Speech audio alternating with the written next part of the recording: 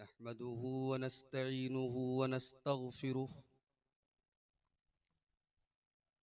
व नऊज़ु बिल्लाहि मिन शुरूरि अनफुसिना व मिन सय्यिआति अअमालिना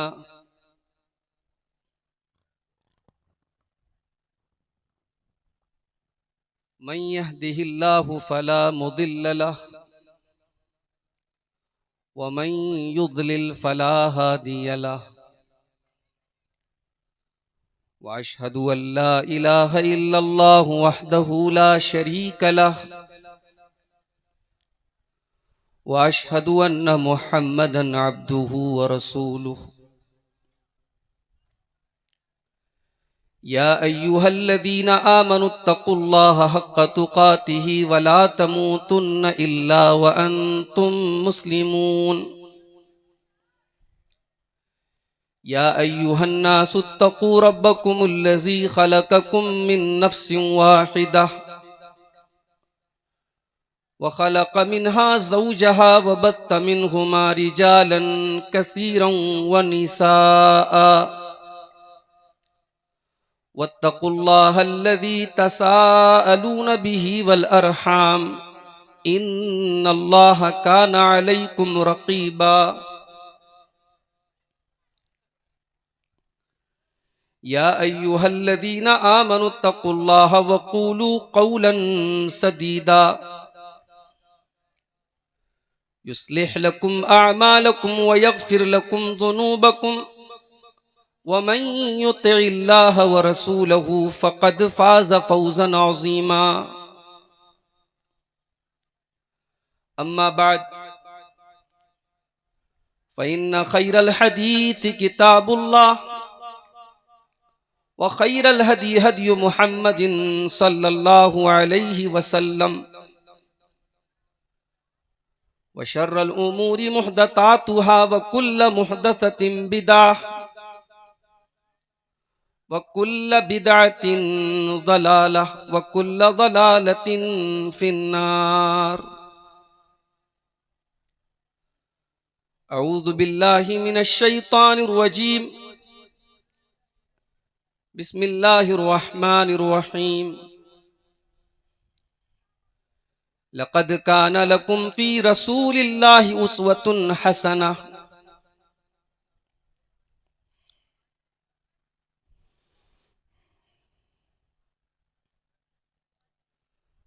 सलाम उस पर के जिसने बेकसों की दस्तगीरी की सलाम उस पर के जिसने बादशाही में फ़कीरी की सलाम उस पर के असरारे मोहब्बत जिसने सिखलाए सलाम उस पर के जिसने जख्म खाकर फूल बरसाए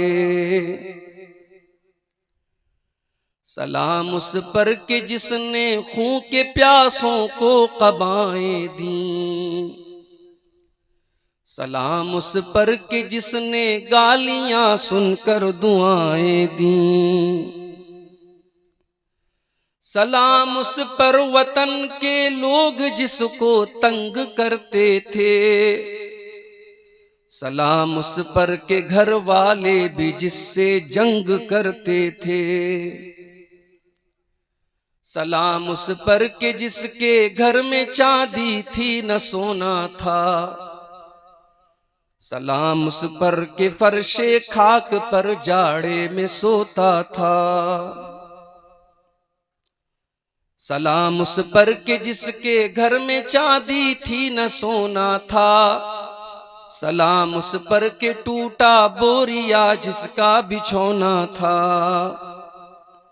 सलाम उस पर जो सच्चाई की खातिर दुख उठाता था सलाम उस पर जो भूखा रह के औरों को खिलाता था सलाम उस पर जो दुनिया के लिए रहमत ही रहमत है सलाम उस पर के जिसकी जात फ़ख्रे आदमियत है सलाम उस पर के जिसने जिंदगी का राज समझाया सलाम उस पर के जो खुद बद्र के मैदान में आया। दरूद उस पर के जिसके तज़किरे हैं पाक बाजों में। दरूद उस पर के जिसका नाम लेते हैं नमाजों में। अल्लाहुम्मा सल्ली व सल्लिम व बारिक अलैहि। सदर मोहतरम, उलमाए किराम, मोहतरम बुजुर्गों, नौजवान साथियों, पर्दा नशीन माओ और बहनों, प्यारे बच्चों,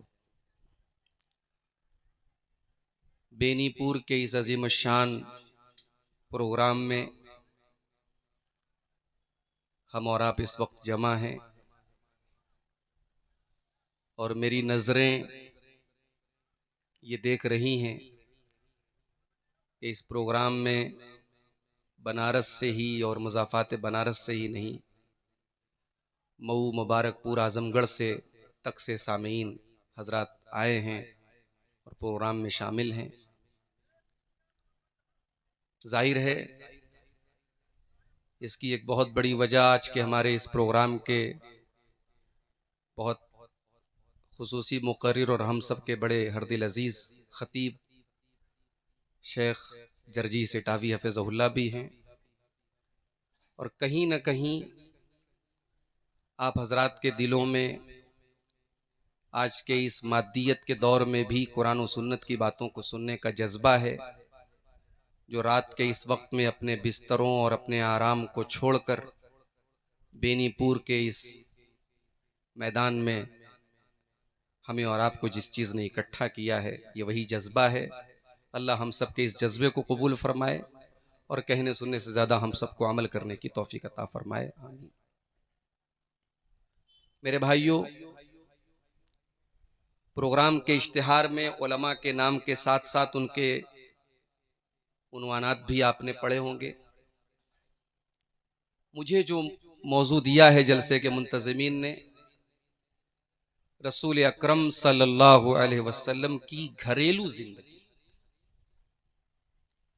मैं बहुत शुक्रिया अदा करता हूं जलसे के मुंतज़मीन का। यूं तो अल्लाह के प्यारे नबी की सारी जिंदगी हम सब के लिए नमूना है। जिंदगी का कोई पहलू ऐसा नहीं है जिसमें हमारे लिए इबरत ना हो, नमूना ना हो, मिसाल ना हो।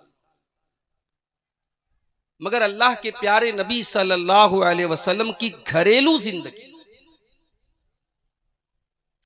इस पर अगर हम गौर करें तो कुछ चीजें हमें हैरान कर देती हैं। क्योंकि दुनिया में हर इंसान, उसकी घरेलू जिंदगी अलग होती है और घर के बाहर की जिंदगी अलग होती है। घर के बाहर इंसान बहुत सारी चीजों से बचता है। एक डर होता है कि लोग क्या कहेंगे,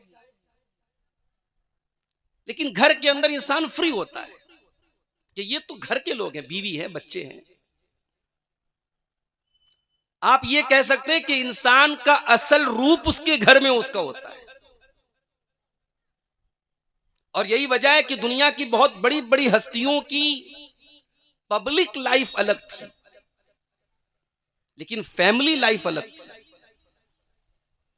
पता लगा साहब घर के बाहर मोटिवेशनल स्पीकर हैं, दुनिया को सबक दे रहे, मोटिवेट कर रहे हैं, घर में बीवी के साथ झगड़ा चल रहा है।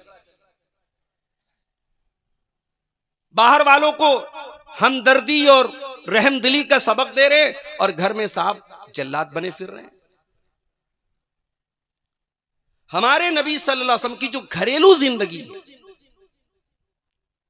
जिस तरीके से आपकी बाहर की जिंदगी बेमिसाल है, वैसे ही आपकी घरेलू जिंदगी भी बेमिसाल है। घर के अंदर आपकी जो भी हैसियत थी, एक बाप की हैसियत से, एक बेटे की हैसियत से, एक शौहर की हैसियत से, हर हैसियत में अल्लाह के प्यारे नबी ने एक मिसाल कायम की है। उस पर हम आगे बातें आपके सामने रखेंगे। इससे पहले कि हम अल्लाह के नबी की घरेलू जिंदगी देखें, आइए पहले जरा सीरत के पन्ने उल्टें और देखें कि अल्लाह के प्यारे नबी का घर कैसा था। दुनिया का सबसे अजीम इंसान, कायनात का इमाम, मदीने का ताजदार, मुसलमानों के रईस आजम, सरदार, पेशवा, आपका घर कैसा था? अल्लाह के नबी मदीना आए, आपने सबसे पहले अपनी मस्जिद बनाई। घर नहीं बनाया आपने, मस्जिद बनाई। और मस्जिद जब बन गई तब आपने अपने कमरे बनाए, और बाद में जैसे जैसे आपके निकाह हुए वो कमरे बढ़ते चले गए। 9 कमरे, आपकी वफात के वक्त 9 कमरे थे। मदीना से किबला जो था वो दक्षिण साइड में था। किबले की तरफ से लेफ्ट में अल्लाह के नबी के कमरे थे। यानी नमाजी अगर मस्जिद नबी में नमाज पढ़ता तो लेफ्ट साइड में अल्लाह के प्यारे नबी के कमरे थे। ये कमरे उस जमाने में भी बेहतरीन मकानात बनते थे। जब हजरत सुलेमान के दौर में शीश महल बन सकता है तो अल्लाह के प्यारे नबी के दौर में क्या कीमती महल नहीं बन सकता था? बनते थे। मगर नबी का घर कोई कीमती घर नहीं था। मटेरियल से अगर हम सोचें, मिट्टी का घर था, खजूरों का छप्पर था छत के ऊपर, खजूरों के तने का पिलर था। और इमाम हसन बसरी कहते हैं कि हजरत उस्मान गनी के दौर में मैं अल्लाह के नबी के उन कमरों में दाखिल हुआ कि देखूं कितनी हाइट है, तो मैंने हाथ उठाया तो मेरा हाथ छत से टच कर गया, यानी हाइट भी ज्यादा नहीं थी। कमरे की कैपेसिटी कितनी थी? कमरे की कैपेसिटी इतनी थी कि अल्लाह के नबी तहज्जुद पढ़ते हैं, हजरत आयशा सामने लेटी हुई हैं। अल्लाह के प्यारे नबी जब सजदे में जाने लगते हैं तो हजरत आयशा को हाथ से इशारा करते हैं, वो अपना पैर समेटती हैं, तब आप सजदा करते हैं। अगर कमरा और लंबा चौड़ा होता तो इसकी नौबत ना आती। यानी कमरा इतना तंग है, इतना छोटा सा कमरा है। दुनियावी एतबार से हम कह सकते हैं बड़ी छोटी छोटी कोठरियों में, बड़े छोटे छोटे कमरों में इस उम्मत की माओं ने जिंदगी गुजारी है, हमारे नबी ने जिंदगी गुजारी है। इन कमरों में कोई फर्नीचर नहीं था, कोई अलमारी नहीं थी, कोई सोने के जेवरात नहीं थे, कोई कीमती कपड़े नहीं थे। एक मामूली सी चटाई पर थी जिस पर जनाब मोहम्मद रसूलुल्लाह सल्लल्लाहु अलैहि वसल्लम सोया करते थे। एक चमड़े का तकिया था जिसमें खजूरों की छाल भरी थी, इस पर अल्लाह के नबी टेक लगा के सोते थे। एक लकड़ी का प्याला था, एक पानी का मशकेजा था। ये नबी के कमरे की कुल कायनात थी। हजरत उमर फारूक रज़ी अल्लाह तआला अन्हु एक मर्तबा अल्लाह के नबी के कमरे में आते हैं और अल्लाह के प्यारे नबी की ये सादा जिंदगी देखकर, आपका बिस्तर देखकर, आपका कमरा देखकर हजरत उमर फारूक की आंखों से आंसू आ जाते हैं। अय अल्लाह के नबी, कैसर व किसरा तो ऐशो आराम की जिंदगी गुजार रहे हैं, व अंत रसूलुल्लाह, आप तो अल्लाह के रसूल हैं, आप इतनी सादा, इतनी सिंपल, इतनी फक्र फाका की जिंदगी आप क्यों गुजार रहे हैं? अल्लाह के नबी फरमाते हैं, अमा तरदा अन तकून लहुमुद दुनिया व तकून लना अल आखिरा।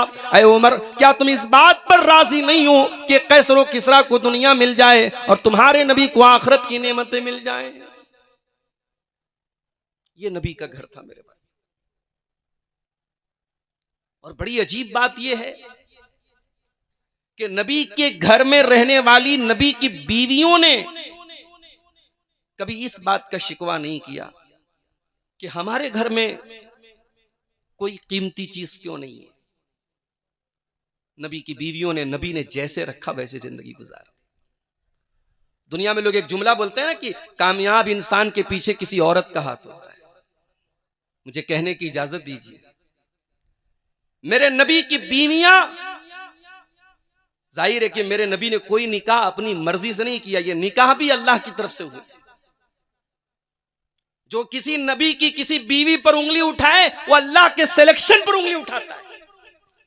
जो मरदूत, जो बदबख्त नबी की किसी बीवी को बुरा भला कहे वो अल्लाह तबारक व तआला के सिलेक्शन पर सवाल उठाता है। नबी ने कोई निकाह अपनी मर्जी से नहीं किया। नबी की 9 बीवियां हैं। पूरी हदीस के जखीरे में कहीं लाके दिखा दो कि नबी की इन बीवियों ने कभी कंप्लेंट की हो कि अल्लाह के नबी हमने खाना नहीं खाया आज। 2-2 महीने गुजर जाते थे, खाना नहीं मिलता था। हजरत आयशा रजी अल्लाह ताला ना अपने भांजे हजरत उर्वा से कहती हैं,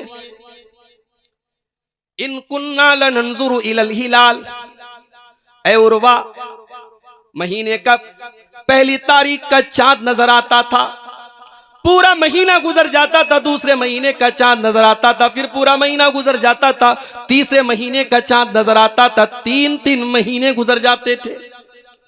वमा यूक़दु फी रसूलिल्लाहि फी अबियाति रसूलिल्लाहि सल्लल्लाहु अलैहि वसल्लम नार। 3-3 चांद देख लेते थे, 2-2 महीना गुजर जाता था, नबी के घर में चूल्हा नहीं जलता था। उर्वा ने पूछा, खाला जान फिर जिंदगी कैसे गुजर बसर होती थी? मा काना युईशुकुम, जब घर में चूल्हा नहीं जलता था तो खाला जान आप लोग जीते कैसे थे, जिंदगी कैसे गुजरती थी? फरमाया, अल अस्वदानियत तमरु वल मा, ऐ मेरे भांजे, तेरे नबी और तेरे नबी की फैमिली खजूर खा करके और पानी पी करके जिंदगी गुजार लिया करती थी। मेरी प्यारी मां और बहनों, ये तलाक के केसेस क्यों आ रहे हैं? ये गरीब शौहर अपनी बीवी के शौक को पूरा नहीं कर पा रहा है, तलाक और खुला के केसेस क्यों आ रहे हैं? माफ कीजिएगा, वो सब्र नहीं है, वो कनात नहीं है, वो जिंदगी गुजारने का हौसला नहीं है जो नबी की बीवियों के अंदर था। जंगे खैबर के बाद मुसलमानों के घरों में पैसे की फरावानी हुई, अच्छा खाना बनने लगा, अच्छा कपड़ा पहना जाने लगा, तो नबी की बीवियों को एहसास हुआ कि हमारी भी लाइफ स्टाइल चेंज होनी चाहिए। नबी की बीवियों ने अल्लाह के रसूल से कहा कि अल्लाह के रसूल, हमें जो साल का खर्चा मिलता है उस खर्चे में कुछ इजाफा, कुछ इंक्रीमेंट होना चाहिए। दुनिया के लिहाज से देखो तो गलत तो नहीं था ये मुतालबा, सबके घर में अच्छा खाना बनना, हमारे घर में क्यों नहीं बनेगा? न दुनियावी एतबार से ये मुतालबा गलत था, न शरीयत के एतबार से मामला गलत था। मगर अल्लाह के नबी को अपनी बीवियों की ये बात पसंद नहीं आई। अल्लाह के नबी 1 महीने तक नाराज रहे अपनी बीवियों से। उसी दौरान कुरान की आयत उतरी, या अय्युहन नबी कुल लिअज़वाजिका इन कुंतुन्न तुरिदनल हयातद दुनिया व ज़ीनतहा फतआलैन उमत्तिकुन्न व उसर्रिहकुन्न सराहन जमीला। ऐ नबी, अपनी बीवियों से कह दीजिए, अगर तुम दुनिया की दौलत चाहती हो, दुनिया की रंगीनी चाहती हो, दुनिया की चमक दमक चाहती हो, आ जाओ, मैं तुमको दुनिया की दौलत दे देता हूँ, अच्छा कपड़ा दे देता हूँ, अच्छा जेवर दे देता हूँ, लेकिन मैं तुमको अपने घर से रुखसत कर देता हूँ, फिर तुम मोहम्मद रसूलुल्लाह के निकाह में रहने के काबिल नहीं हो। व इन कुंतुन्ना तुरिदनल्लाह व रसूलहु व दारल आखिरता फ इन्नल्लाह अअद्द लिल मुहसिनाति मिनकुन्न अजरन अज़ीमा। लेकिन ऐ नबी की बीवियों, अगर अल्लाह से मोहब्बत करती हो, रसूल से मोहब्बत करती हो और जन्नत में घर बनाना चाहती हो तो आओ, नेक अमल करती रहो और नबी के साथ जैसी जिंदगी बसर हो रही है बसर करती रहो, अल्लाह तुमको बेहतरीन अजर देगा। कुरान की ये 2 आयतें उतरी। मेरी प्यारी मां और बहनों, आप बड़ी तकलीफ उठा के अपने घर से यहां जलसे में आई हैं, मैं आपके जज्बे की कद्र करता हूं, मगर जरा अपने नबी की बीवियों का ये अमल भी देखिए। कुरान की ये 2 आयत उतरी, हजरत आयशा के पास अल्लाह के नबी आए, कहा कि आयशा, तुमसे एक बात कहना चाहता हूं, तुम्हें जवाब देने में कोई जल्दी मत करना, अपने माँ बाप से मशवरा करने के बाद जवाब देना। अय अल्लाह के नबी, ऐसी कौन सी बात हो गई? आपने कुरान की यही 2 आयतें पढ़ के सुनाई। आपने कहा, आयशा, अल्लाह ताला तुम्हें ऑप्शन दे रहा है, तुम्हें चॉइस करने को बोल रहा है, या तो तुम दुनिया का ऐशो आराम चॉइस कर लो या अपने नबी के साथ परेशानी की जिंदगी गुजर बसर कर लो। अय आयशा, अब तुम बताओ कि तुम्हारी चॉइस क्या है? हजरत आयशा फरमाती हैं, बुखारी के अल्फाज हैं, कहती हैं अफी हाजा अस्तामिर व बवैया, ऐ अल्लाह के नबी क्या इसके बारे में मुझे अपने माँ बाप से मशवरा करना पड़ेगा? नहीं नहीं, मुझे अपने माँ बाप से कोई मशवरा नहीं करना है, मेरा जवाब बिल्कुल क्लियर है। ऐ अल्लाह के नबी मुझे नहीं चाहिए दुनिया की दौलत, मुझे नहीं चाहिए दुनिया का ऐशो आराम, मैं अल्लाह को पसंद करती हूँ, उसके रसूल को पसंद करती हूँ। ये थी नबी की बीवियां।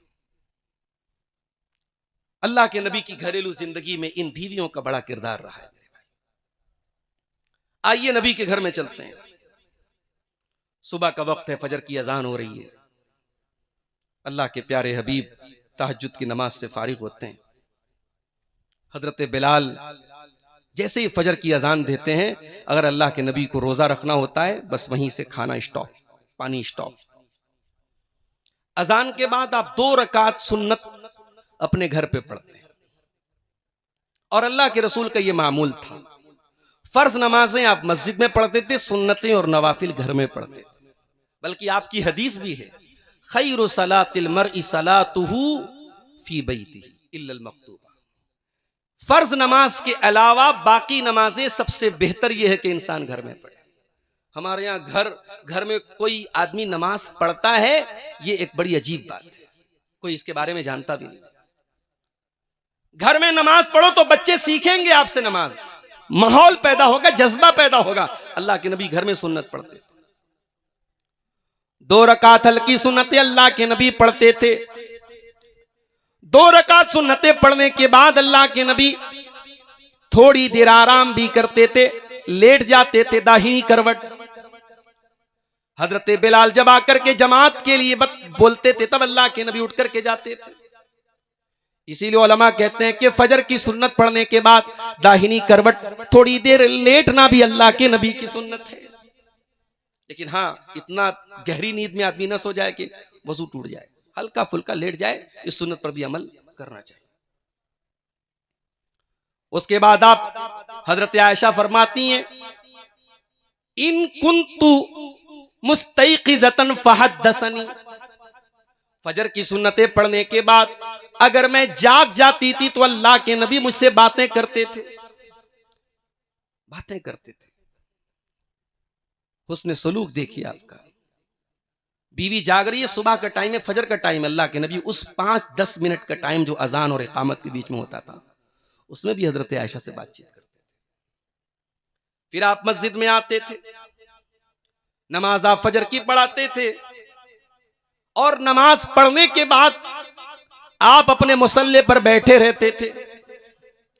यहां तक कि सूरज निकल जाता था, उतनी देर तक आप बैठे बैठे अल्लाह का जिक्र करते रहते थे। सूरज जब निकल जाता था और सूरज निकलने के कुछ देर के बाद जब सूरज थोड़ा बुलंद हो जाता था, तब आप चाश्त की नमाज पढ़ने के बाद घर तशरीफ लाते थे। घर जब आप आते तो कभी ऐसा भी होता था कि आप जिस बीवी के घर पे आपकी बारी होती थी, आप जब वापस आते थे तो वो बीवी बैठ करके मुसल्ले पर अल्लाह का जिक्र कर रही होती थी। हजरत जुवैरिया रजी अल्लाह ताला अन्हा, आप फजर की नमाज पढ़ने के बाद, सूरज निकलने के बाद और चाश्त की नमाज पढ़ने के काफी देर के बाद जब आप घर में आए, आपने देखा कि आपकी बीवी हजरत जुवैरिया रजी अल्लाह ताला अन्हा अपने मुसल्ले पर बैठ कर के अल्लाह का जिक्र कर रही हैं। ओ मेरी प्यारी माँ बहनों, कहां गई वो औरतें जो मुसल्ले पर बैठ करके अल्लाह का जिक्र किया करती थी? आपने कहा जुवैरिया, मैं फजर पढ़ के चला आया, मैं चाश्त की नमाज पढ़ के चला आया, इतने लंबे टाइम के बाद मैं आया, उतनी देर तक तुम अल्लाह का जिक्र करती रही। ऐ जुवैरिया, मैं 4 कलमात ऐसे पढ़ के आया हूं, अगर तुम सिर्फ वो 4 कलमात पढ़ देती, सुबहान अल्लाहि व बिहम्दिही अदद खल्किही व ज़ीनत अर्शिही व मिदाद कलिमातिही, अगर ये 4 कलमात तुम पढ़ लेती तो ऐ जुवैरिया, उतनी देर जितनी देर तुमने अल्लाह का जिक्र किया, उतना सवाब तुमको मिल जाता। आपकी बीवी बैठ करके मसल्ले पर अल्लाह का जिक्र कर रही है। घर में आप आते, जाहिर है सुबह का टाइम है, अरब में उस जमाने में भी लोग नाश्ता करते थे घर में आने के बाद। हजरत आयशा कहती हैं, एक डिश बनती थी अरब में जिसको हैस बोलते हैं, हैस। वो खजूर और पनीर और आटा वगैरह को मिला के बनाते थे, मालीदा टाइप की कोई डिश होती थी। हजरत आयशा कहते कभी वो होती तो मैं खिला देती थी। आप घर में आप आए, अगर खाने की कोई चीज नहीं है, आपने पूछा हल इंदकुम ताम, है क्या कुछ खाने को, जवाब मिला नहीं है, तो कोई गुस्सा नहीं, कोई एटीट्यूड नहीं। आपने कहा कोई बात नहीं, हम रोजे की नियत कर लेते हैं। उलमा लिखते हैं कि नफिल रोजे की नियत फजर की नमाज के बाद भी की जा सकती है। अगर आपने फजर के वक्त से अभी तक कुछ नहीं खाया, सुबह 7 बजे भी आप नियत कर सकते हैं। फर्ज रोजे की नियत फजर के पहले पहले होनी चाहिए। आपने पूछा खाना है, नहीं है, रोजे की नियत कर लिया। घर पे आए, दस्तरखान पे जो खाने को मिला खा लिया आपने। आपके घर में ये माहौल नहीं था मेरी पसंद का खाना बनेगा तो खाओ। अरब में एक जानवर होता था गो, सांडा। मक्के में लोग नहीं खाते थे, मदीना वालों की महबूब डिश थी। अल्लाह के नबी जब मदीना गए, वहां लोग खाते थे दावतों में। आपके सामने आया, आपने कहा मुझे पसंद नहीं, आई डोंट लाइक, मुझे पसंद नहीं। आपने नहीं खाया, लेकिन मना भी नहीं किया किसी को। लोगों के मिजाज का इतना ख्याल रखते थे। घर में आप आते थे, सलाम करके आते थे, मुस्कुरा के आते थे। हजरत आयशा से पूछा गया अल्लाह के प्यारे नबी घर में आते थे पहला काम क्या करते थे, शुरुआत किससे करते थे? कहा कि यब्दो बिस्सिवाक, मिसवाक करके आते थे। हमारे उलमा हदीस बयान करते हैं कि साहब औरतों को चाहिए कि शौहरों के लिए बन संवर के रहें। शौहर रात में आए तो मेकअप करके सज संवर के रहें, खुशबू लगा के रहें। वो तेल मसाले की खुशबू बीवी के अंदर ना हो। शौहर का भी तो कुछ हक है भाई। शादीशुदा जिंदगी में बीवी शौहर के लिए सजे संवरे तो शौहर की भी जिम्मेदारी है कि वो देख ले कि उसके मुंह से बदबू तो नहीं आ रही। अल्लाह के नबी जब घर में आते थे मिसवाक करते थे। ये सफाई सुथराई क्यों होती थी? ये अल्लाह के नबी के मिजाज का भी एक हिस्सा थी और घर वालों के मिजाज का आप ख्याल रखते थे। उसके बाद आप घर में आते थे। घर में आप कैसे रहते थे?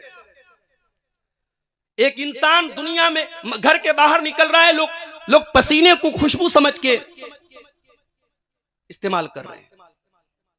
लोग उसके वजू के बचे हुए पानी को हासिल करने के लिए बेताब हैं। लोग चूम रहे हैं। इतनी मोहब्बत करते थे साहबा। अगर आज के दौर का कोई इंसान होता तो घर के अंदर उसका क्या एटीट्यूड होता? अल्लाह अकबर। हजरत आयशा से पूछा गया कैफ यकून फी अहलिही, अल्लाह के प्यारे नबी अपने घर में कैसे रहते थे? हजरत आयशा फरमाती यकून फी मेहनती अहलिही, अल्लाह के प्यारे नबी अपने घर में अपने घर वालों का हाथ बटाया करते थे, उनके कामों में उनकी हेल्प करते थे। घर में आप खादिम की हैसियत अपने घर वालों के काम आते थे, उनकी खिदमत करते थे। उनसे खिदमत लेने का आपके अंदर आपकी आदत नहीं थी। आप उनके काम आते थे। नमाज का वक्त होता तो नमाज के लिए चले जाते थे। ये बुखारी की रिवायत पढ़ के सुना रहा हूं और मुस्नद अहमद की रिवायत में ये अल्फाज हैं काना यहलुबु शातहु व यफली सौबहु, अल्लाह के प्यारे नबी अपने कपड़े को झाड़ लेते थे, खुद ही झाड़ ले। कपड़े में कभी कभी कीड़े वगैरह ना लग जाए तो कपड़े को झाड़ लेते थे। अपनी बकरी का दूध खुद दूह लेते थे, अपने जरूरी काम खुद निपटा लेते थे अल्लाह के प्यारे नबी सल्लल्लाहु अलैहि वसल्लम। ये घर के अंदर की आपकी जिंदगी थी। फिर दिन में आप अपने बाहर का काम कर रहे हैं, अल्लाह के दीन की दावत दे रहे हैं, तबलीग कर रहे हैं। अच्छा, एक इंसान जब दीन का काम करता है ना, घर वालों का सपोर्ट होना बड़ा जरूरी है। अभी हमारे शेख जुनैद साहब वाकया बयान कर रहे थे मौलाना हबीबुल्लाह साहब का। अल्लाह अकबर। मौलाना विलायत अली का भी एक वाकया उन्होंने बयान किया। आज इन उलमा के वाकयात को जब पढ़ो तो महसूस होता है कि हम लोग कितने पानी में, क्या हमारी हैसियत क्या है। 4 जलसे आज हो रहे हैं, हम इसको तबलीग कह रहे हैं। उन उलमा की जिंदगी आप देखिए। शाह इस्माइल शहीद के बारे में लिखा है कि दिल्ली की जामा मस्जिद में वो दर्स देते थे। दर्स खत्म हो गया, एक आदमी आया, कुछ देर में आया। शाह साहब ने पूछा क्या बात है? कहा आपका दर्स सुनने आया था, मिस हो गया, देर से पहुंचा। एक बंदा पहुंचा, एक आदमी पहुंचा। शाह इस्माइल शहीद रहमतुल्लाह अलैह उस एक इंसान के लिए अपनी पूरी तकरीर को रिपीट करते उसको सुनाते। क्या लोग थे, अल्लाह उनकी कब्रों को रहमतों से भर दे। मेरे भाइयों, दीन का काम करने के लिए फैमिली सपोर्ट होना बहुत जरूरी है। और अल्लाह के प्यारे नबी जब दीन का काम करते थे, आपकी बीवियां कभी आपके रास्ते में रोड़ा नहीं बनी, कभी उनकी तरफ से कोई कंप्लेंट नहीं बनी। हजरत खदीजा रजी अल्लाह ताला अन्हा जब तक जिंदा थी, बाहयात थी, ये वो दौर था जो अल्लाह के नबी का बड़ा मुश्किल दौर था। उसी दौर में अल्लाह के प्यारे नबी सजदे की हालत में आपके ऊपर गंदगी डाली गई। उसी दौर में ताइफ में पत्थर आपके ऊपर बरसाए गए। उसी दौर में आपका गला दबाने की कोशिश की गई नमाज की हालत में।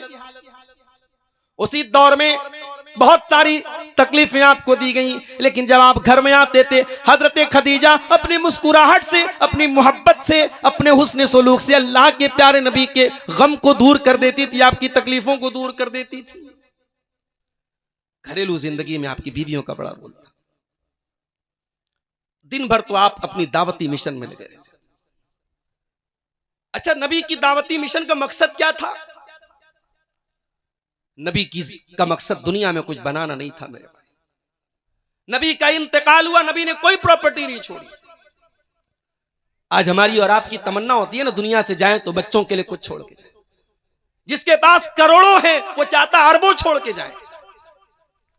नबी की हयात का आखिरी दिन है, सोमवार के दिन इंतकाल हुआ। इतवार के दिन नबी ने हजरत आयशा से पूछा घर में क्या क्या है? कहा कि कुछ आपकी तलवारें हैं, 14 दीनार हैं, का दीनारों को सदका कर दो, तलवारों को मुसलमानों को दे दो। उस नबी की जिंदगी में अपने बच्चों, अपनी फैमिली के लिए कुछ बनाना मकसद ही नहीं था। उस नबी के दिल में एक ही दर्द था। क्या दर्द था? फलअल्लका बाक़िउन नफ्सका अला आसारिहिम इल्लम युमिनू बिहाज़ल हदीस असफा। ऐ नबी, आपके दिल में लोगों के ईमान लाने की इतनी चिंता है, कहीं इस चिंता में आप अपने आप को हलाक न कर लें, अपने आप को खत्म न कर लें। लोग कैसे ईमान लाएं, लोग कैसे जहन्नम से बच जाएं, लोग कैसे जन्नत के रास्ते पर चले जाएं, यही चिंता और यही फिक्र रहती थी अल्लाह की। रात होती थी, इशा की नमाज के बाद अल्लाह के नबी बात करने को नापसंद करते थे, रात में जागने को नापसंद करते थे। माफ कीजिएगा, ये हमारे जो रात भर्रे जलसे हैं ना, इसकी भी इस्लाह होनी चाहिए। कोई अच्छा तरीका नहीं है। 12 बजे तक बहुत है। मैं बिहार के बाज़ इलाकों में जाता हूं, मेरी तकरीर रात में 2 बजे 3 बजे, सामने पब्लिक बेचारी आंखें मल के सुन रही है तकरीर। क्या मतलब है इसका? हदीस के अल्फाज है, अल्लाह के प्यारे नबी इशा की नमाज के बाद बातचीत करने को और बिला वजह जागने को नापसंद करते थे। इशा के बाद आप एज सून एज पॉसिबल बिस्तर पे आते थे। बिस्तर पे जब आते थे, आप दाहिनी करवट आप लेटते थे और आमतौर से वजू करके आप आते थे। हजरत हुज़ैफा कहते हैं, जब आप बिस्तर पे आते थे, अल्लाहुम्मा बिस्मिका अमूतु व अहया पढ़ते थे, उठते थे अल्हम्दुलिल्लाहिल्लज़ी अहयाना बअदमा अमातना व इलैहि नुशूर पढ़ते थे। और आप मुअव्विज़ात पढ़ के, कुल औज़ु बिरब्बिल फलक, कुल औज़ु बिरब्बिन नास, ये पढ़ के अपने पूरे बदन पे दम करके सोते थे। ये आपका मामूल था। और बहुत कम सोते थे आप। रात में कभी ऐसा होता था 1/3 1/3 सोए फिर उठ गए, कभी ऐसा हुआ कि आधी रात तक सोए फिर उठ गए, कभी ऐसा बहुत कम हुआ कि 2/3 हिस्सा आप सोए और फिर उठे। लेकिन रात में एक हिस्सा आपके लिए खास था, आप उठ करके तहज्जुद पढ़ते थे। और जब आप तहज्जुद पढ़ते थे, अल्लाहु अकबर, अल्लामा इकबाल ने कहा था, कुछ हाथ नहीं आता बे आहे सहरगाही। अल्लाह हमारे नौजवानों को इस लज्जत से भी बहरावर कर दे। नबी रात में तहज्जुद पढ़ते थे, और जब ये तहज्जुद आप पढ़ते थे तो जब आप उठते थे, फ़क़ाम रुवैदन, बड़े आराम से उठते थे। बीवी सो रही है, उठ गई तो ठीक है, जबरदस्ती नहीं उठाते थे आप। अगर बीवी सो रही है, आपकी अहलिया सो रही हैं, आप आहिस्ता से दरवाजा खोलते थे, वजू करते थे और तहज्जुद पढ़ने लगते थे। एक रात ऐसा हुआ, अल्लाह के प्यारे नबी ने तहज्जुद, आप हजरत आयशा के पास थे, तहज्जुद का वक्त हुआ, आपने हजरत आयशा से फरमाया, ज़रीनी अता बदले रब्बी, आया आयशा मेरी तहज्जुद का वक्त हो गया, मुझे अपने रब के लिए तहज्जुद की नमाज पढ़ना है, मुझे अपने रब की इबादत करना है। हजरत आयशा कहती हैं, अल्लाह के नबी, मैं तो आपके करीब रहना चाहती हूँ, आपकी कुर्बत चाहती हूँ, लेकिन आप अगर तहज्जुद पढ़ने जाना चाहते हैं जिसमें आपकी खुशी उसमें मेरी खुशी। अल्लाह के नबी उठे, फकाम फततहर, आपने वजू किया, तहज्जुद की नमाज आप पढ़ने लगे। तहज्जुद की नमाज पढ़ते पढ़ते अल्लाह के नबी रोने लगे, इस कदर रोए हत्ता बल्लत सरा, आपके आंसुओं से जमीन तर हो गई। इतनी लंबी आपने तहज्जुद की नमाज पढ़ी कि फजर का टाइम हो गया। हजरत बिलाल आए, उन्होंने आकर के आपको बताया कि ऐ अल्लाह के नबी फजर का वक्त हो चुका है।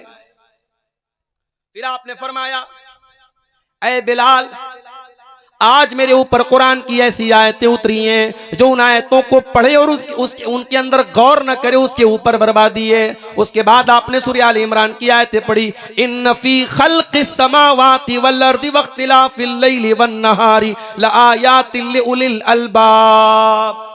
जमीन व आसमान की पैदाइश में, रात और दिन के आने जाने में अक्लमंदों के लिए निशानियां हैं। अल्लज़ीना यज़कुरून अल्लाह क़ियामन व क़ुऊदन व अला जुनूबिहिम व यतफ़क्करून फ़ी ख़ल्क़िस समावाति वल अर्द रब्बना मा ख़लक़्त हाज़ा बातिला।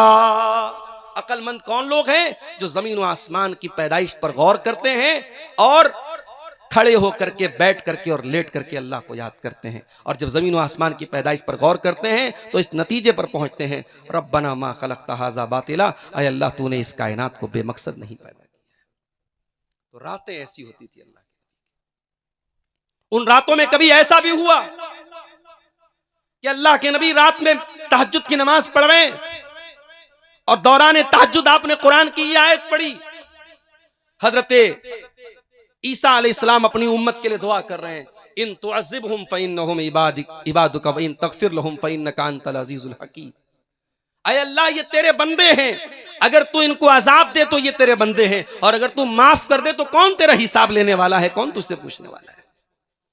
उसके बाद अल्लाह के नबी ने उसे तहज्जुद की नमाज में सूरह इब्राहिम की आयत पढ़ी, फमन तबिअनी फ़इन्नहु मिन्नी व मन असानी फ़इन्नका गफ़ूरुर रहीम। इब्राहिम अलैहिस्सलाम अल्लाह से कहते हैं, अल्लाह, जो मेरी पैरवी करे वो मेरा उम्मती है, और जो मेरी नाफरमानी करे तो तू गफूर रहीम है, तू माफ करने वाला है। नबी ने रात में तहज्जुद पढ़ी, दो नबियों की दुआओं को पढ़ा। नबी अपनी उम्मत के बारे में सोच करके रोने लगे। नबी ने रात में आंसू बहाए हमारे और आपके लिए, और हम और आप इतने बदनसीब, हमारी जिंदगी में उस नबी की सुन्नतें कहां है। अभी एक बयान मैंने सुना, एक मरदूद, एक बदबख्त का, और इस तरीके के बयानबाजियां बढ़ती चली जा रही। एक बदबख्त का मैंने बयान सुना हमारे नबी के बारे में, उसने कहा कि अब तो रावण के बजाय नऊजुबिल्लाह सुम्मा नऊजुबिल्लाह, हमारे नबी का उसने नाम लेके कहा कि उनका पुतला जलना चाहिए। ये हालात क्यों पैदा हो रहे हैं मेरे भाई? हमारे नबी सल्लल्लाहु अलैहि वसल्लम के असल किरदार से दुनिया नावाकिफ। मुझे यकीन है अगर मोहम्मद रसूलुल्लाह की सही जिंदगी को इन बदबख्तों ने, इन मरदूदों ने पढ़ा होता, इनकी जबान से कभी ये जुमले ना निकलते। कहीं ना कहीं हमें और आपको अपने करेबान में भी झांकने की जरूरत है कि हमने इस अपने भाइयों तक, अपने बरादराने वतन तक क्या अपने नबी की सीरत को पहुंचाया? ना तो हमने किताबी शक्ल में पहुंचाया, ना अपने अमल के जरिए पहुंचाया कि नबी की जिंदगी कैसी थी। अल्लाह के प्यारे नबी रातों में अपनी उम्मत के लिए रो रहे हैं मेरे भाई। हजरत जिब्रील आके पूछ रहे हैं, क्यों रो रहे हैं आप? कहा कि अपनी उम्मत के लिए रो रहा हूं। अल्लाह ताला अपने नबी को तसल्ली दिलवाता हजरत जिब्रील के जरिए, इन्ना सनुर्दीका फी उम्मतिका वला नसूका, ऐ मोहम्मद रसूलुल्लाह परेशान ना हो, हम आपकी उम्मत के बारे में आपको राजी कर देंगे, खुश कर देंगे। तो ये थी नबी की घर की जिंदगी। अल्लाह के नबी अपने घर में एक शौहर की हैसियत से कैसे थे, एज अ हस्बैंड आप कैसे थे? आप फरमाते खैरुकुम खैरुकुम ले अहलिही वाना खैरुकुम ले अहली। तुम में सबसे बेहतरीन इंसान वो है जो अपनी फैमिली के लिए सबसे अच्छा हो, अपनी बीवी के लिए सबसे अच्छा हो, और मैं तुम में अपनी बीवी के लिए सबसे अच्छा हूं। बीवियों के साथ हंसी मजाक भी हो रहा है। भाई 9 बीवियां थी ना आपकी, दुनिया आज एतराज कर रही है कि नबी की 9 बीवियां क्यों थी? कभी आपने गौर किया?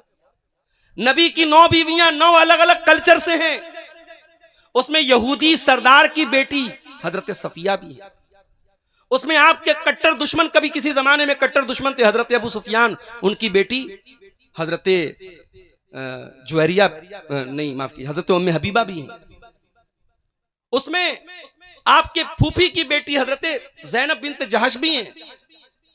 ये 9 बीवियां जो आपकी हैं, अलग अलग कल्चर, अलग अलग खानदानों से इनका ताल्लुक है। जाहिर है हमारी एक बीवी होती है, हम बहुत सारी चीजों में उसके साथ लड़ते हैं, झगड़ते हैं, नोक झोंक होती है। ये 9 अलग अलग कल्चर से आई हुई बीवियां हैं। नबी ने कितने सब्र और तहम्मुल के साथ उन बीवियों को रखा होगा। हजरत आयशा कहती हैं कि अल्लाह के नबी, मैं हैज की हालत में होती थी। उस जमाने में औरत हैज की हालत में होती थी, नापाक समझते थे लोग। नापाक इस माना में कि उसका खाना अलग, उसका पानी अलग, उसका बर्तन अलग। उस माहौल में अल्लाह के नबी सल्लल्लाहु अलैहि वसल्लम ने उम्मत को तालीम क्या दी। हजरत आयशा कहती हैं कि मैं हैज की हालत में होती थी और प्याले से पानी पीती थी, और जहां मैं मुंह लगाती थी अल्लाह के प्यारे हबीब वही मुंह लगाते थे। मैं गोश्त खाती थी, हड्डी पे गोश्त थोड़ा सा खाती थी, बाकी बचा के मैं अल्लाह के प्यारे नबी को देती थी, और जहां से मैंने मुंह लगाया होता था वहीं से अल्लाह के प्यारे नबी उस गोश्त को खा लेते थे। आपसे पूछा गया है अल्लाह के नबी, आपको सबसे ज्यादा मोहब्बत दुनिया में किससे है? आपने कहा आयशा से। बीवी से मोहब्बत है और मोहब्बत का इजहार भी आप कर रहे हैं। लोग कहते हैं साहब बीवी से मोहब्बत है तो ये प्राइवेट बात है, लोगों के सामने नहीं आनी चाहिए। अल्लाह के नबी ने, किसी ने पूछा तो आपने बता दिया कि मैं आयशा से सबसे ज्यादा मोहब्बत करता हूं। ये अल्लाह के नबी का अखलाक अपनी बीवी के साथ। कभी बीवियों के साथ एटीट्यूड आपने नहीं दिखाया। मस्जिद नबवी में ईद का मौका है, हबशी लोग आए हैं, नेज़े और बर्छी का खेल खेल रहे हैं। हजरत आयशा की नजर पड़ गई। अल्लाह के नबी ने कहा आयशा देखना चाहती हो? कहा कि हाँ देखना चाहती हूं। अब अल्लाह के नबी के कमरे से हजरत आयशा उस हबशियों के खेल को देख रही हैं, और अल्लाह के नबी खड़े हैं और हजरत आयशा आपके कंधे पर अपना सर रख करके ये मंजर देख रही हैं। और जब तक हजरत आयशा खुद से थक नहीं गई, अल्लाह के नबी सल्लल्लाहु अलैहि वसल्लम नहीं हटे। अल्लाह अकबर, क्या अखलाक था। खैरुकुम खैरुकुम लिअहलिही, आपने कहा सबसे बेहतरीन इंसान वो है जो अपनी बीवी के लिए सबसे अच्छा। आज हमारे यहां लोग बीवी का मामला आता है ना तो ऐसा जाहिर करते हैं जैसे बीवी के वो बॉस हैं, बीवी जो है नौकरानी है, वो आका है। नहीं मेरे भाई, ये शरीक हयात, ये हम सफर का रिश्ता है। इसको गुलाम और इसको आका का रिश्ता मत बनाओ। नबी ने इसको मोहब्बत का रिश्ता बनाया, मोहब्बत का रिश्ता रहने दो। और आगे बढ़िए, एक बाप की हैसियत से अल्लाह के प्यारे नबी कैसे थे? अल्लाह के प्यारे नबी 4 बेटियों के बाप थे। आज बेटियों का बाप होना कोई आसान काम नहीं है मेरे भाइयों। और मैं एक बात बड़े यकीन के साथ आपसे कह देता हूं, जमाना बहुत फितनों का है। आपने लाख अपने बच्चियों को नकाब पहनाया होगा, लेकिन अगर आपने अपनी बच्चियों को दीनी तरबियत नहीं दी होगी, आपकी बेटी नकाब पहन करके घर से निकलेगी तब भी वो गलत कामों से नहीं बच पाएगी। आज आप यकीन करें, कल का वाकया बनारस में मल्दिया चौराहे पर मैं किसी काम से गया। एक लड़की जो सर से पैर तक मुकम्मल नकाब में, हाथों में दस्ताना भी है और पैरों में मोजा भी है, घर से पूरे इस्लामी पर्दे के साथ निकली है, पीछे स्कूल और कॉलेज का बैग भी है और मोबाइल पर किसी से बात कर रही है, और उसके बराबर में एक गैर मुस्लिम लड़का भी चल रहा है। मैंने महसूस कर लिया कि वो उसी लड़के से बात कर रही है और शायद उससे मुलाकात का मामला तय हो रहा है। अब तो आंखें आदी हो गई इस तरीके के वाकयात देखने। इसलिए मैं कहता हूं कि घर से नकाब पहन करके निकलना ये काफी नहीं है। तरबियत क्या की है आपने? हमारे यहां तरबियत के नाम पे जीरो है साहब। घर में हमारी लड़कियों ने बस मौलवी साहब से, हाफिज जी से कुरान पढ़ लिया, हो गया, होगी तरबियत। आपकी बेटी ने रट्टू तोते की तरह कुरान पढ़ भी लिया, 2-4 उर्दू की किताबें पढ़ भी ली, इससे दीन की तरबियत नहीं हो जाएगी। वो स्कूल गई, वो कॉलेज गई, वो यूनिवर्सिटी गई, जहां भी गई उसे कहीं दीन नहीं मिला।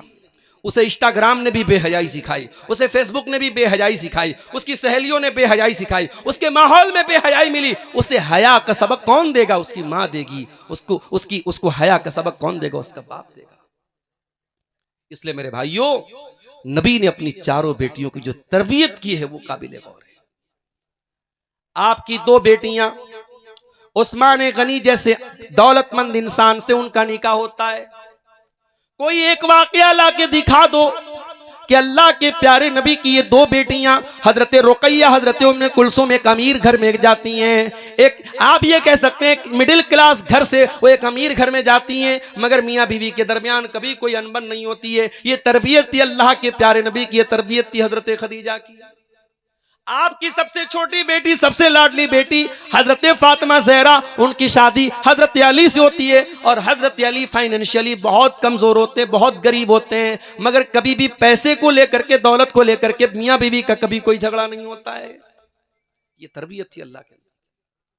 एक मरतबा हजरत फातिमा आपके पास आई, वक्त अगर पूरा होने लगे मुझे इशारा कर दीजिएगा। हजरत फातिमा आपके पास आई, कहा अब्बा जान, मालूम हुआ अल्लाह के नबी से मुलाकात नहीं, हजरत आयशा को पैगाम दिया उन्होंने कि मालूम हुआ है कि कुछ गुलाम आए हैं, आपकी बेटी अपने हाथों से सारे काम करती है, अगर कोई गुलाम एक्स्ट्रा हो तो मुझे भी मिल जाए। अल्लाह के नबी को पता चला, आप पहुंचे अपनी बेटी के घर। बुखारी के अल्फाज हैं और ये हदीस मुस्नद अहमद में और तफसील के साथ। आप बेटी के घर पहुंचे, हजरत अली कहते हम दोनों मियाँ बीवी बिस्तर पे पहुंच चुके थे, अल्लाह के नबी बिस्तर पे आए हम दोनों। आपने कहा है मेरी बेटी फातिमा, ऐ मेरे दामाद अली, मेरे पास गुलाम जरूर आए हैं, लेकिन मेरे असहाबे सुफ़ा जो मेरे शागिर्द हैं, जो दीन सीखने वाले मेरे स्टूडेंट्स हैं, मेरे तलबा हैं, अभी उनको दीन सिखाना है, उनके खाने का इंतजाम करना है, उनकी बूदोबाश का इंतजाम करना है। अभी मेरे पास इतनी कैपेसिटी नहीं, इतनी ताकत नहीं कि मैं तुमको गुलाम दे सकूं। ऐ मेरी बेटी फातिमा, मैं उससे अच्छा तरीका तुमको बता रहा हूं। जब तुम बिस्तर पे सोने जाओ 33 मरतबा तुम सुभान अल्लाह पढ़ लिया करो, 33 बार तुम अल्हम्दुलिल्लाह पढ़ लिया करो, 34 मरतबा अल्लाहु अकबर पढ़ लिया करो, तुम्हें किसी गुलाम की जरूरत नहीं पड़ेगी। ये तरबियत थी अल्लाह के नबी। एक मरतबा आप हजरत फातिमा से मिलने के लिए गए, आपने देखा कि हजरत फातिमा के दरवाजे पर कोई पर्दा है, इस पे डिजाइन बना हुआ है। आपने वो पर्दा देखा, आप वहीं से वापस चले आए। हजरत फातिमा को पता चला कि मेरे अब्बा जान आकर के वापस चले गए। हजरत फातिमा ने फौरन हजरत अली को भेजा, जाके पूछिए अल्लाह के प्यारे नबी हमारे घर से वापस क्यों चले गए। आपने फरमाया ऐ अली, जब मैं अपनी बेटी के घर पहुंचा, राइतु अला बाबिहा सित्रम मुवश्शया, मैंने देखा कि मेरी बेटी के घर पे डिजाइनदार पर्दे लटके हुए हैं। ऐ अली, मैंने तो अपनी बेटी को कभी दुनियादार न बनाया था, मेरी बेटी कब से दुनियादार बन गई। माली वली दुनिया, जब मैंने दुनिया से अपना नाता नहीं जोड़ा, मेरी बेटी कब से दुनियादार बन गई। आज हम देखते हैं इसी समाज में अच्छे दीनदार घरों की लड़कियां शादी हुई, शौहर के साथ हनीमून मना रही, उसके फोटोज स्टेटस पे डाल रही, जींस की पैंट पहन करके, टी शर्ट पहन करके। बड़े अच्छे दीनदार घरों की लड़कियों के बारे में रिपोर्ट आई। ये क्या है मेरे भाई, शादी होते ही तरबियत खत्म हो गई। अगर तरबियत हुई होती तो वो अपने ससुराल जाके भी उसी तरबियत पर कायम रहती। इसीलिए मेरी बात नोट कर लो, और आने वाले 10-20 सालों में अगर आपने इस तरफ ध्यान नहीं दिया, बहुत बड़ी तादाद में महसूस कर रहा हूं हमारी कौम की बेटियां, उनकी दीन की इमारत इतनी कमजोर है, बस एक धक्का देने की जरूरत है। एक बड़ी तादाद में मुसलमान लड़कियां और लड़के ऐसे हैं जो मुसलमान घर में पैदा तो हुए हैं, इनका नाम तो मुसलमानों वाला है, जिनके माँ बाप तो मुसलमान हैं, मगर मेंटली जहनी तौर पर इस्लाम से बिल्कुल दूर है। उन्हें इस्लाम की बातें बकवास लगती हैं, उन्हें कुरान की बातें बकवास लगती हैं, उन्हें इस्लाम की बातें बकवास लगती हैं। अब ऐसे कमजोर ईमान वाले नौजवान लड़कियों को अगर कोई जरा सा बहला दे, फुसला दे, तो उसको मुर्तद होने में देर नहीं लगती। इसीलिए नबी की घरेलू जिंदगी की बात आई है तो सुन लो। नबी का घर मार्बल वाला तो नहीं था, नबी के घर में डेकोरेशन तो नहीं था, नबी के घर में कीमती झाड़ और फानूस तो नहीं थे, नबी के कमरे बड़े छोटे छोटे, नबी का घर बड़ा कमजोर, मगर नबी के घर कुरान और सुन्नत से आबाद रहता था मेरे भाई। नबी के घर में कुरान पढ़ा जाता था, काल अल्लाह काल रसूल की सदाएं बुलंद हुआ करती थी। इसीलिए अल्लाह कुरान में अपने नबी की बीवियों से कहता है, वज़कुरना मा युतला फी बुयूतिकुन्ना मिन आयातिल्लाहि वल हिकमा इन्नल्लाहा कान लतीफन खबीरा।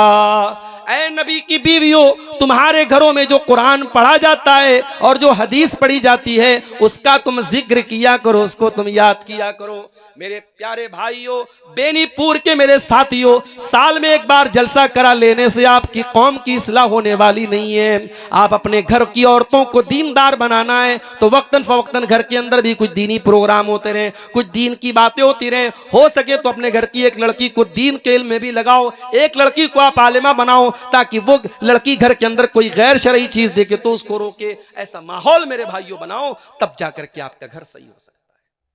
तो नबी ने एक बाप का फर्ज भी बहुत अच्छे तरीके से निभाया। बेटियों की शादी किया, बेटे जो पैदा हुए अल्लाह की मर्जी, सब अल्लाह को प्यारे हो।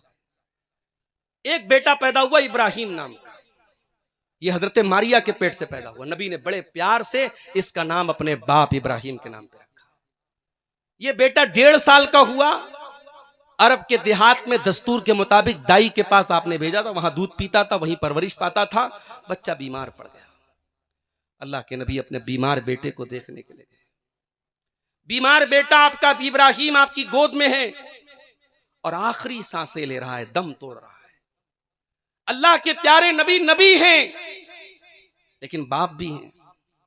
अपने बेटे को आपने उस मंजर, उस हालत में देखा।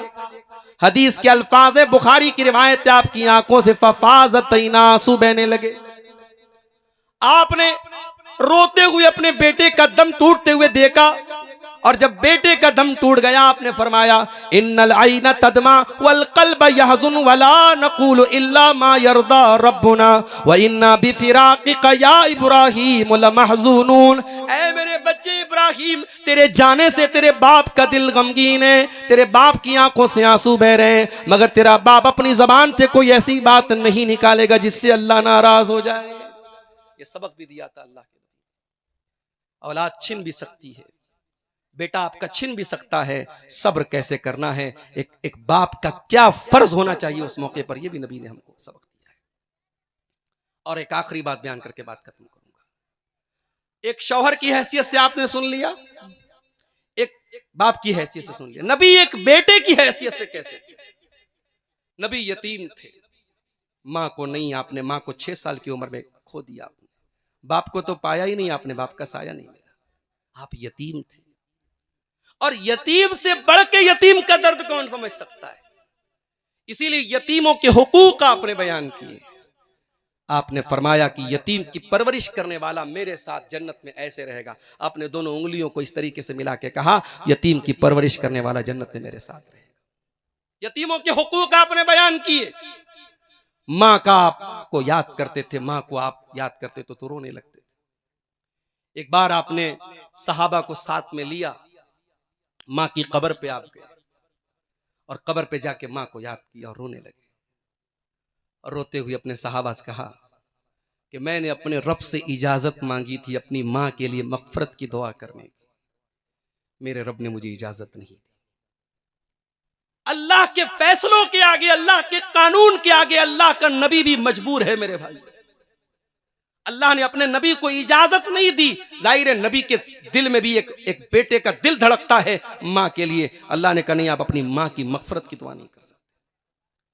मेरे भाइयों, अगर आज आपकी मां मुसलमान है, आपका बाप मुसलमान है और दुनिया में है या दुनिया में नहीं है, आप जब दुआ के लिए हाथ उठाएंगे कम से कम अपनी मां के ऊपर रहम के लिए और मां की मगफरत के लिए, बाप की मगफरत के लिए आप दुआ कर सकते।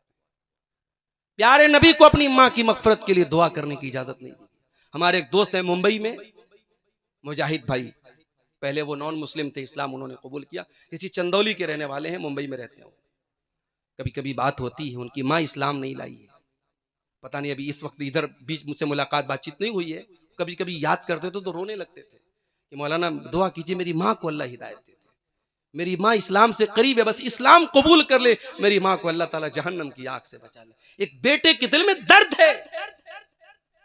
अल्लाह के नबी ने अपनी माँ को याद किया, माँ की कब्र पे गए, मगर माँ की मगफरत की इजाजत नहीं मिली। बाप का आपने साया नहीं पाया। अबू तालिब ने बाप की तरह आपको पाला था। अबू तालिब की कई औलादें थी। बाद में जब आप जवान हुए और इस लायक हुए कि अपने चचा का सहारा बन सके, चचा का बोझ कुछ कम कर सके, आपने हजरत अबू तालिब के बेटे हजरत अली को अपनी परवरिश में ले लिया और अपने चचा का वो एहसान जो बाप के जाने के बाद और दादा के जाने के बाद चचा ने निभाया था, उस एहसान को उतारने की आपने कोशिश की। हजरत अली की परवरिश आपने की।